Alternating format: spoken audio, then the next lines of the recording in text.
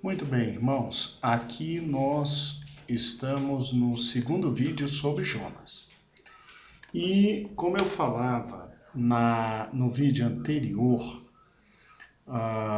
Jonas, além de muito respeitado, amoroso para com sua nação, Jonas se vê num problema muito sério. Deus chama para levar uma profecia para os assírios, que nessa época já são com certeza um império mundial muito forte.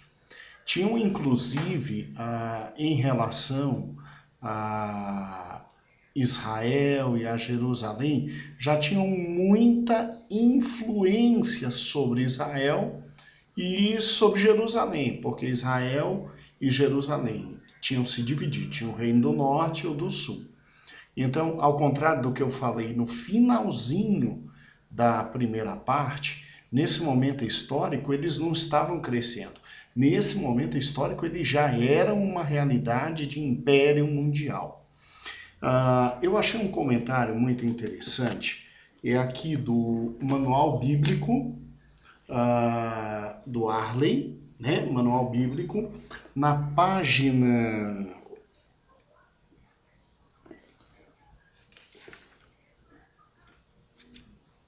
323, eles fazem uma comparação histórica interessante entre a divisão do império após Salomão e o crescimento dos assírios.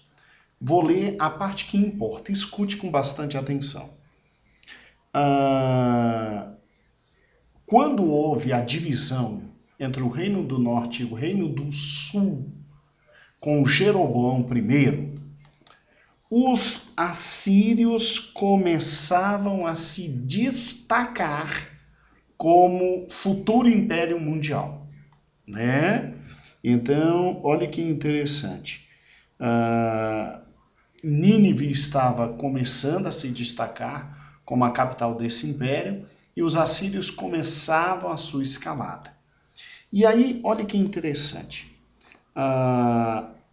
Salmaneser III, ele foi o primeiro a começar a invadir Israel e tomar algumas porções de terra de Israel. E aí o que aconteceu?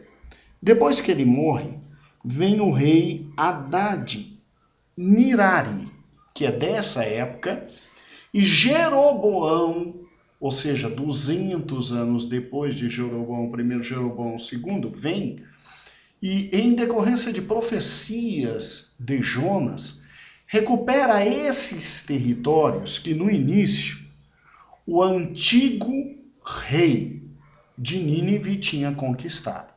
Mas mesmo assim a recuperação foi em razão de tratados políticos, porque nessa época os assírios já estavam grandes em matéria de império e os assírios simplesmente já comandavam a vida praticamente ali em Israel. Tanto é que o sucessor desse Hadad-Nirari, ele é um homem que simplesmente já cobra impostos de Israel e do seu rei.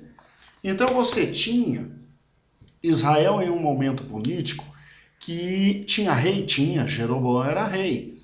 Mas o rei Jeroboão era um vassalo, era um subordinado a um rei maior, que era o rei da Assíria. E, irmãos, os assírios, eles eram um povo extremamente belicoso, extremamente maligno, terrivelmente maligno.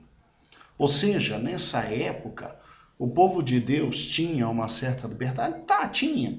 Tinha alguma vida social? Tinha vida social, tinha até prosperidade. Mas eles pagavam pesados impostos aos reis assírios. Eles viviam comandados pelos reis assírios.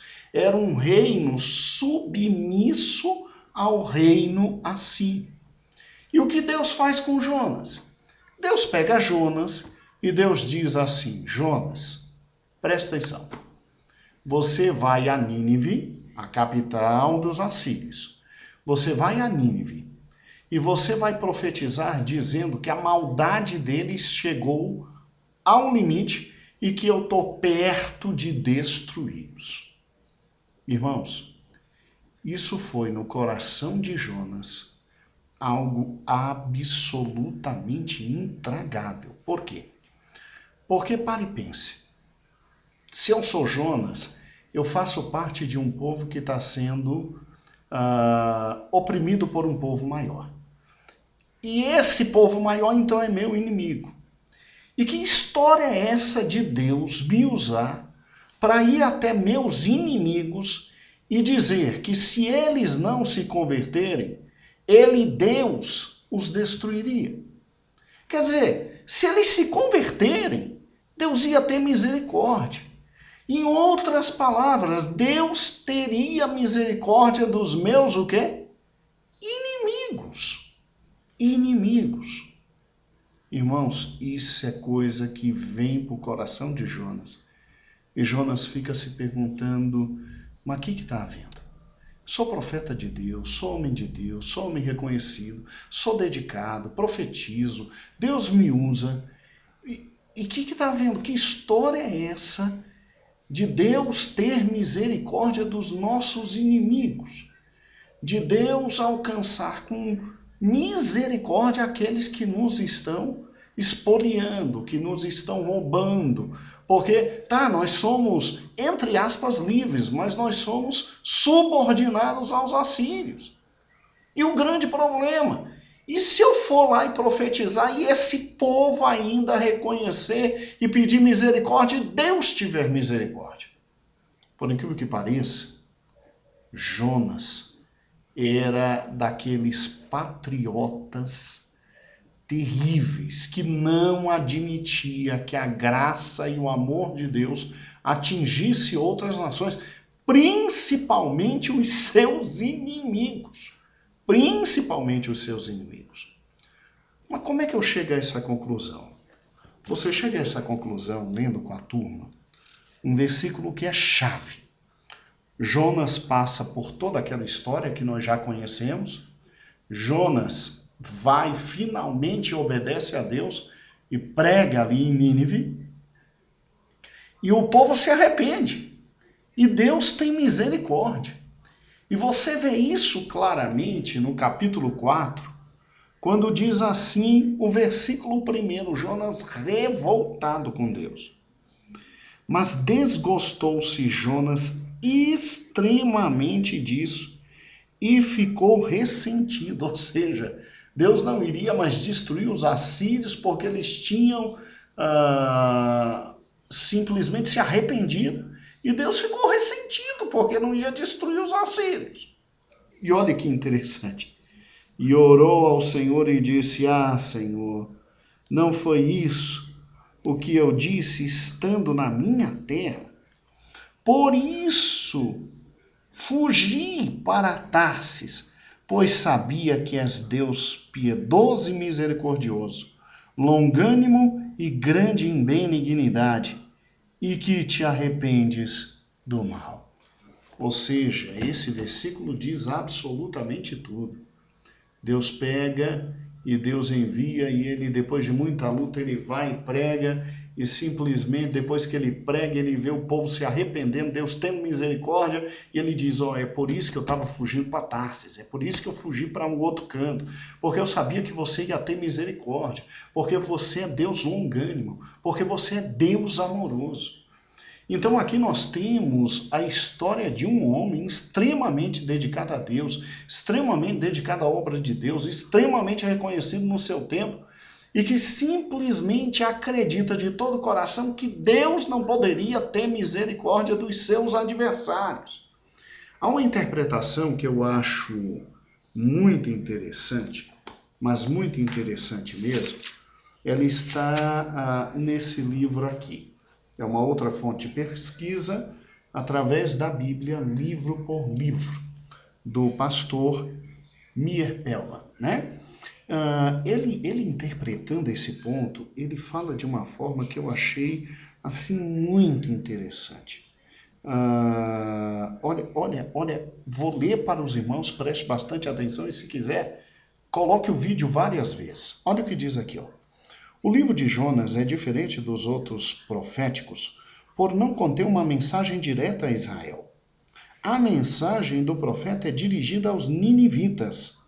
Embora não mencionada diretamente, há uma grande lição nesse livro para a nação judaica saber que Deus é Deus não só dos judeus, mas também dos gentios, e é dever do seu povo escolhido levar luz da revelação divina. Olha que interessante. Assim, o livro de Jonas é uma repreensão contra o exclusivismo dos judeus que se conservavam a certa distância dos gentios e consideravam-se superiores a eles, devido à descrição de Jonas como um profeta que prega aos gentios, é considerado o livro missionário do Antigo Testamento. O tema do livro pode ser resumido da seguinte maneira: o amor de Deus pelos gentios revela-se ao enviar-lhe um profeta que os chama ao arrependimento.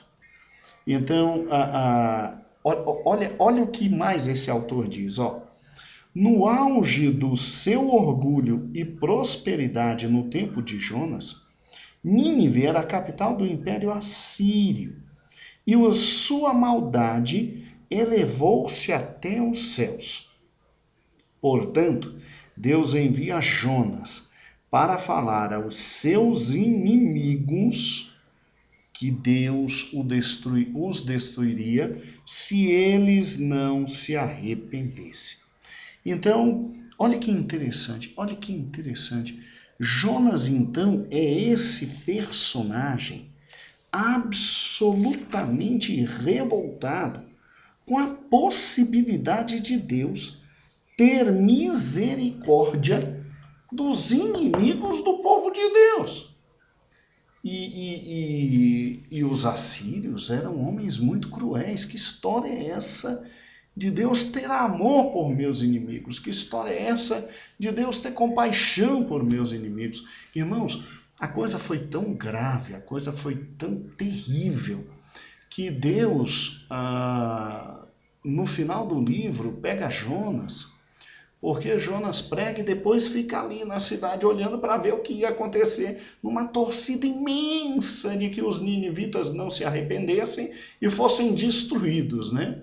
Aí Deus pega, tem toda aquela parte, cresce uma aboboreira atrás dele, vê um bichinho, come a aboboreira, e Deus disse: poxa, mas você ficou com dó da aboboreira que você não plantou, que você não criou, que você não fez brotar, que você não regou, e não quer que eu tenha pena e misericórdia de 120 mil pessoas que moram nessa cidade e que não sabem discernir a mão direita da mão esquerda.